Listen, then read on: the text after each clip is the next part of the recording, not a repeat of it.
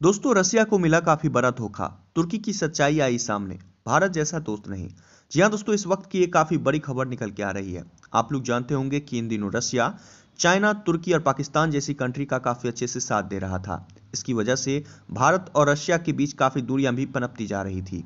वहीं दोस्तों, बात कर ली जाए तो आप लोग ये भी जानते होंगे कि रशिया अपना फायदा ढूंढने के लिए इन कंट्रीज का इसलिए साथ दे रहा था कि इन कंट्रीज के साथ वो अपना बिजनेस डेवलप करना चाहता था, और इसलिए भारत से वो काफी दूर होता हुआ भी नजर आ रहा था। वहीं आप लोग जानते होंगे कि पिछले कुछ 3-4 सालों में रशिया ने तुर्की के साथ S-400 मिसाइल सिस्टम को लेकर भी डील की थी, जिस डील के बाद रशिया ने पूरी तरह से तुर्की का साथ देना स्टार्ट कर दिया था, और यहां तक कि अपने सुखोई 30 फाइटर जेट्स को लेकर भी और कई तरह के फाइटर जेट्स को लेकर भी डील करने वाला था। और रशिया को लगने लगा था कि भाई तुर्की जैसा सच्चा और अच्छा दोस्त मिल चुका है। तो फिर दोस्तों, उसी सच्चे और अच्छे दोस्त ने रशिया को धोखा दे दिया है, और अब रशिया को एहसास हो गया है कि भारत जैसा सच्चा दोस्त मिल पाना काफी मुश्किल है। जी हाँ दोस्तों, बात कर ली जाए तो आप लोग ये जानते होंगे कि रशिया का आधा भाग एशिया कॉन्टिनेंट में पड़ता है, वहीं आधा भाग यूरोपीय कॉन्टिनेंट में पड़ता है। और रशिया की जो राजधानी है वो मॉस्को सिटी जो है सो रशिया की राजधानी कहलाती है, जिसकी वजह से सभी देश इसे यूरोपीय देश ही मानते हैं रशिया को। वहीं दोस्तों, यूक्रेन जो कि आप लोग जानते होंगे कि पूरी तरह से वह यूरोपीय कॉन्टिनेंट में पड़ता है, और इसीलिए यह पूरी तरह से यूरोपीय देश ही माना जाता है। जी हाँ, आपको बता दें कि यूक्रेन और रशिया के बीच एक छोटे से रीजन क्रीमिया को लेकर काफी बड़ा पंगा क्रिएट हुआ था। जी हाँ, साल 2014 में एक काफी बड़ा पंगा क्रिएट हुआ था, जिसके बाद रशिया पर कई तरह की पाबंदियां भी लगी थी। जी हाँ दोस्तों, आप लोग मेरे स्क्रीन पर देख सकते हैं कि ये यूक्रेन है और ये रशिया है, और यहाँ जो आप लोग नीचे देख सकते हैं दक्षिणी हिस्से में, जी हाँ, ये क्रीमिया है, एक छोटा सा पठार है। और बात कर ली जाए तो एक छोटा सा रीजन है जहाँ पर काफ़ी लोग बसते हैं। और बात कर ली जाए तो ये समुद्री इलाके के किनारे है। जी हाँ, ये ब्लैक सी के नाम से जाना जाता है, और उसी के किनारे ये क्रीमिया एक छोटा सा रीजन है, एक छोटा सा क्षेत्र है, एक पठार है।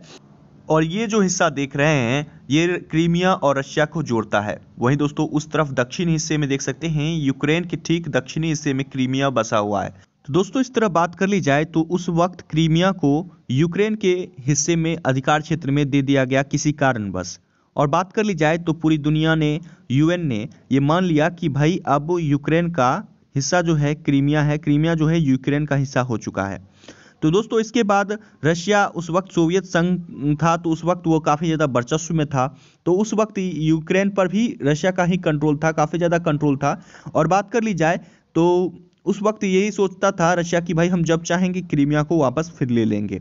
लेकिन दोस्तों, जब सोवियत संघ का विघटन हुआ, सोवियत संघ का जब पतन हुआ, तब फिर रशिया को पता चला कि भाई अब क्रीमिया तो यूक्रेन के हिस्से में चला गया है, तो फिर से वापस कैसे क्रीमिया को हासिल किया जाए। जी हाँ, आपको ये जानकारी के लिए बता दें, साल 1954 में क्रीमिया यूक्रेन को दे दिया गया था, और साल 2014 में रशिया ने उसे दोबारा वापस पाने के लिए बिना किसी आइडेंटिफिकेशन वाले सैनिकों को भेजा, कुछ ऐसे ट्रूप्स को भेजा जो कि काफ़ी कम टाइम में ही क्रीमिया को रशिया के कंट्रोल में उन्होंने ले लिया।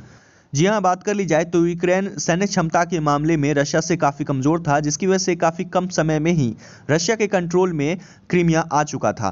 वैसे दोस्तों, बात कर ली जाए तो क्रीमिया में रेफरेंडम कराया गया, और इसमें वहाँ के लोगों को 2 ऑप्शन दिए गए, जिसमें कहा गया कि आप रशिया के साथ रहना चाहते हैं या आप एक ऑटोमन रीजन अलग बनाकर रहना चाहते हैं। तो इस पर रशियन अथॉरिटीज़ ने अपनी रिपोर्ट दी थी, जिसमें उन्होंने कहा था कि वहाँ की 96% जो आबादी है वो रशिया के साथ रहना चाहती है। लेकिन दोस्तों, बात कर ली जाए तो पूरी दुनिया भर से और UN ने भी ये कहा बिल्कुल गलत है, और रशिया ने ज़बरदस्ती कब्जा कर लिया है क्रीमिया पर। तो ऐसे में पूरी दुनिया ही रशिया का विरोध कर रही थी, और यहाँ तक US ने भी सैंक्शंस लगा दिए थे रशिया पर, कई सारे प्रतिबंध लगा दिए थे। और उस वक्त रशिया को किसी लोकतांत्रिक देश का समर्थन चाहिए था, तो उस वक्त उसने भारत से मदद मांगी थी, तो भारत ने उस वक्त समर्थन भी किया था, और इसकी वजह से बहुत सारे लोकतांत्रिक देशों से भारत को सुननी भी पड़ी थी, और भारत की काफ़ी बेइज्जती भी हुई थी उस वक्त रशिया की वजह से।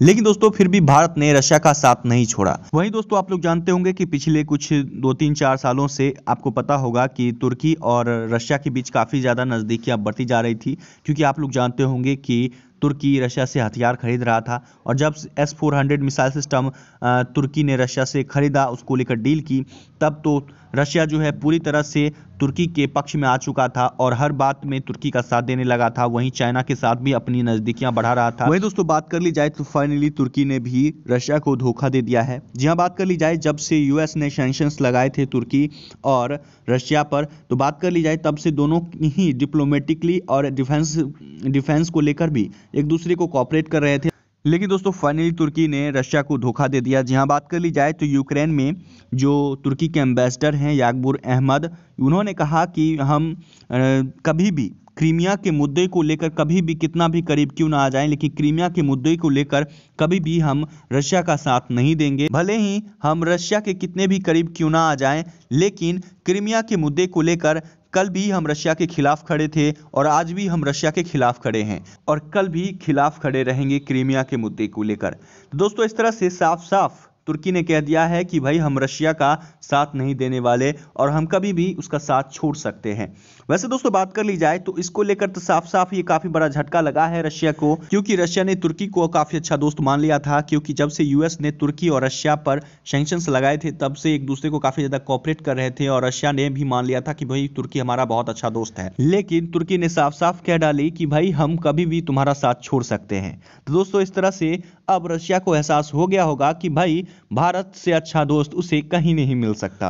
वेल दोस्तों, आपको इस बारे में क्या कहना है नीचे कमेंट्स में अपनी ओपिनियन जरूर शेयर कीजिए। साथ ही दोस्तों चाइना के खिलाफ जब से क्वाड का निर्माण हुआ है और वहीं दोस्तों भारत ने जब से चाइना के खिलाफ कड़े प्रतिबंध लगाए हैं, जिसमें उनके कंपनियों पर, उनकी चीज़ों पर, सभी चीज़ों पर बैन लगाया हुआ नजर आ रहा है, जिसके बाद से चाइना पूरी तरह से बौखला उठा है। उसको लेकर आपका क्या रिएक्शन है नीचे कमेंट्स में अपनी ओपिनियन जरूर शेयर कीजिए। साथ ही दोस्तों अगर आप इस चैनल पर नए विजिटर हैं तो चैनल को सब्सक्राइब कीजिए और चैनल के साथ बने रहिए।